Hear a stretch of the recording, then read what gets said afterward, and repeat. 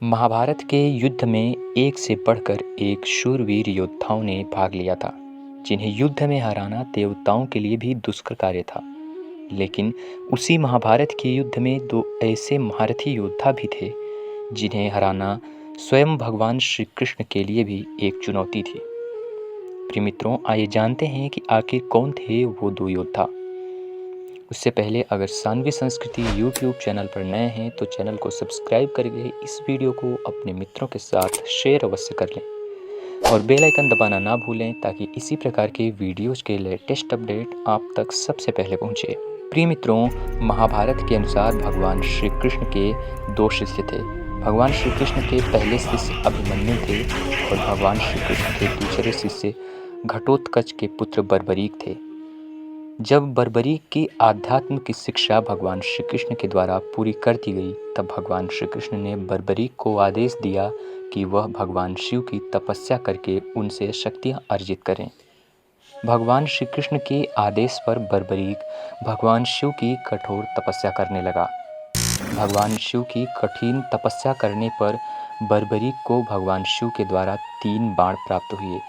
भगवान शिव ने बर्बरीक को 3 बाण देते हुए कहा था कि इन 3 बाणों से तुम जिस भी वस्तु का लक्ष्य करोगे, यह 3 बाण उस लक्ष्य को तत्काल भेद कर उसे समाप्त कर देंगे। भगवान शिव जानते थे कि ये 3 बाण अमोघ हैं, इसलिए भगवान शिव ने बर्बरीक से वचन लिया कि तुम हमेशा कमजोर पक्ष का ही साथ दोगे। बर्बरीक ने भगवान शिव को वचन दिया कि वो हमेशा कमजोर पक्ष का ही साथ देगा। अब जब ये बात भगवान श्री कृष्ण को पता चली, तो उन्होंने सोचा कि अगर महाभारत के युद्ध में कमज़ोर पक्ष कभी पांडवों का हुआ तो बर्बरीक पांडवों की तरफ से लड़ेगा, लेकिन अगर कभी कमज़ोर पक्ष कौरवों का पड़ गया तो बर्बरीक कौरवों की ओर से लड़ेगा, और जब अपनी 3 बाण वो चलाएगा तो संपूर्ण पांडव पक्ष का विनाश हो जाएगा। इसलिए भगवान श्री कृष्ण ने पहले ही बर्बरीक से उसका शीश गुरु दक्षिणा के रूप में मांग लिया था। तो प्रिय मित्रों, पहले महारथी थे बर्बरीक, जिन्हें युद्ध में हराना किसी के लिए भी संभव नहीं था। प्रिय मित्रों, महाभारत के दूसरे महारथी थे जिन्हें युद्ध में हराना लगभग असंभव था, वो थे महारथी भीष्म।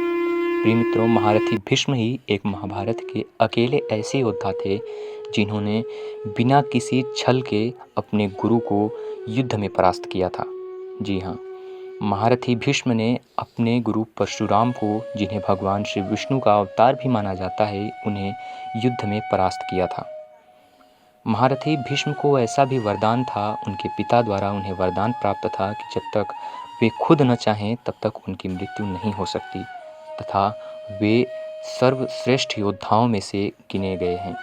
महाभारत के युद्ध के बारे में ऐसा कहा गया था कि अगर वे चाहते तो कुछ ही दिनों में महाभारत के संपूर्ण युद्ध को अकेले समाप्त कर सकते थे। प्रिय मित्रों, आशा करता हूँ आप लोगों को जानकारी अच्छी लगी होगी। अगर जानकारी अच्छी लगी हो तो कमेंट बॉक्स में जय श्री कृष्ण लिखना ना भूलें। मिलते हैं अगली वीडियो के साथ, तब तक के लिए धन्यवाद। आप सभी का दिन शुभ हो।